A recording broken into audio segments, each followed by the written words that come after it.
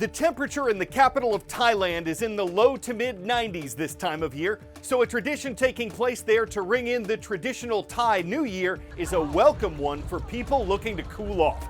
It's a water gun fight involving thousands, said to be the biggest event of its kind on Earth, and it involved everyone from locals to tourists from around the world. There were cancellations from some who'd been planning to attend before the earthquake that struck neighboring Myanmar last month and was felt in Thailand. The nation's government said it didn't expect lasting impact from that on its tourism industry, and some celebrants on the streets of Bangkok said they still felt safe despite the crowds. Reuters News reports that this is the time of year when Thailand's dry season comes to an end. What better way to symbolize that than with super soakers?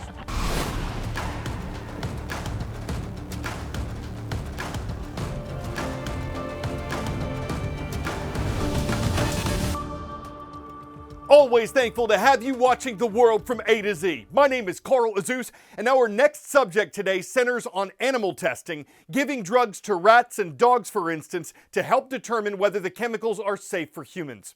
The U.S. Food and Drug Administration, the FDA, requires drug makers to prove their products are safe and that they work. Oftentimes, that's demonstrated by the drug's effects on animals. However, the federal government announced this month that for certain kinds of drugs, it's going to phase out this kind of testing. Instead of giving drugs to animals, researchers will use AI computer modeling, masses of cells that have been grown artificially, and information gathered from human testing to determine drug effectiveness. The Trump administration says this will reduce costs and bring down prices, as well as speed up the delivery of safer treatments to human patients. And the decision's been popular with animal rights organizations and advocates. But the National Association for Biomedical Research, which supports what it calls the humane use of animals in drug studies, says the government's new methods fall short. It says existing artificial intelligence and cell studies in labs can't fully predict how the complex systems of animals will respond to a drug, and that the new methods will leave too many questions unanswered about new medicines. Animal testing has been conducted for centuries. Organizations founded to protest it date back to the late 1800s. Word of knowledge. Who was the first woman to travel into space? Ellen Ochoa, Raymond de la Roche, Sally Ride, Valentina Tereshkova. Though all of these women made history in flight, the first to travel to space was Soviet cosmonaut Valentina Tereshkova in 1963. And yesterday marked the first time since Tereshkova's flight that there wasn't a male crew member on a space mission.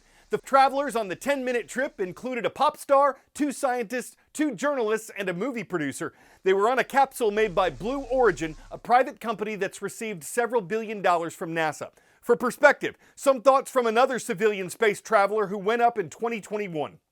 At 29 years old, Haley Arsenault became the youngest American to orbit Earth as part of SpaceX Inspiration 4, the first all-civilian space mission. I was taken aback by the beauty of our planet and just how real and alive she felt. Monday morning, an all-female crew embarked on Blue Origin's commercial space flight known as NS-31. The group was only in space for a few minutes, but even so, Dr. Dhruv Kular says they may face side effects. The inner ear that contributes to your sense of balance, that gets confused when you switch suddenly from having gravity to not having gravity. So people could experience things like nausea or dizziness or disorientation. Those are just some of the symptoms Haley says she experienced following her 3-day space voyage. I was dizzy for that first day I got back, and then I didn't get my strength back for probably a week. As more people travel to space, Dr. Kular hopes this will help advance research on how these voyages affect the human body. In the past, basically, it was only very highly trained, extremely fit, astronaut who went up to space. But now, with commercial spaceflight, there's a lot more diversity in terms of age and gender and fitness. I'm Maribel Gonzalez, reporting.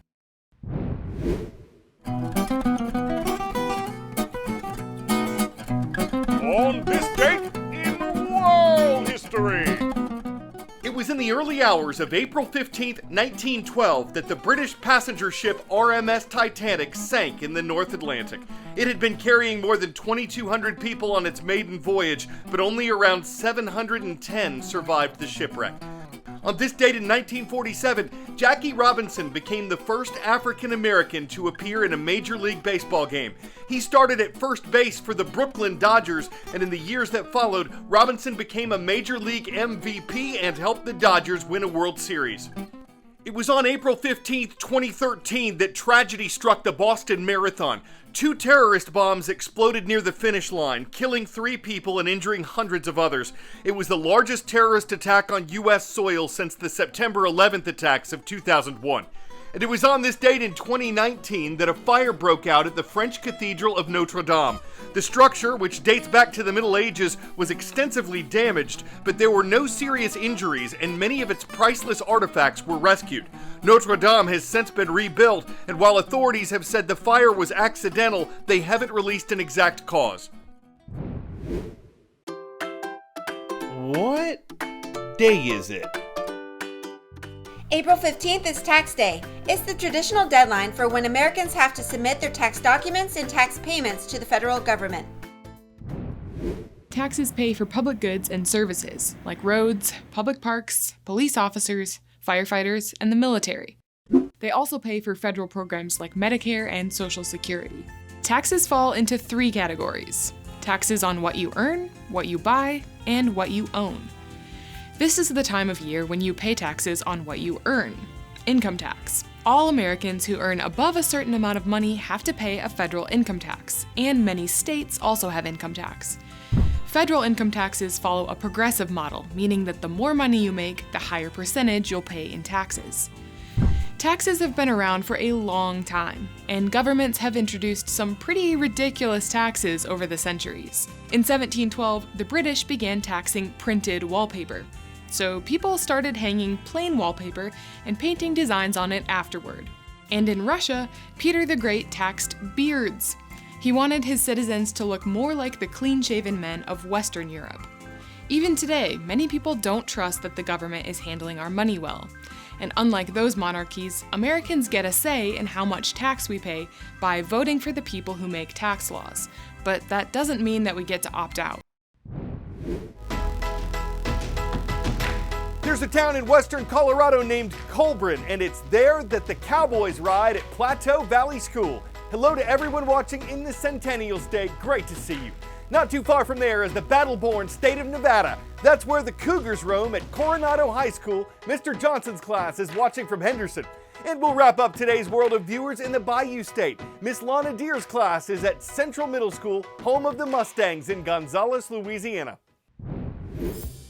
A big bizarre boom leaves a big hole and even bigger questions for employees at a New Jersey auto shop.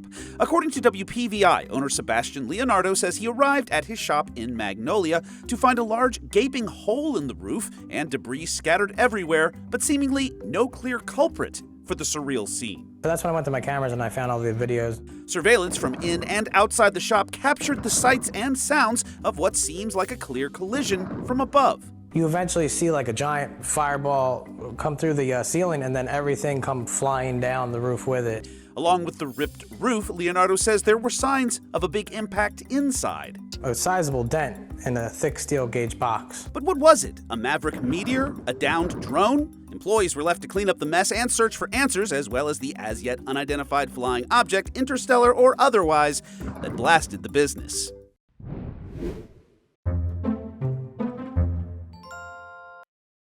An annual event in the Canadian city of Toronto allows people to let out their inner child. And when you see them lined up with the softest, snuggliest weapons they can get their hands on, it ain't for nap time.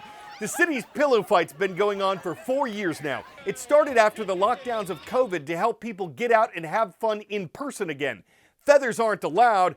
They're not down with that, if you know what I'm saying. You can't sleep on the danger of a pillow fight. If memory foam serves, the kings and queens who set the standards are always the one who toss and turns with their heads up and heads down. They're soft on crime but willing to cover every angle until opponents are left drooling. And at the end of the night, they've got the right fluff.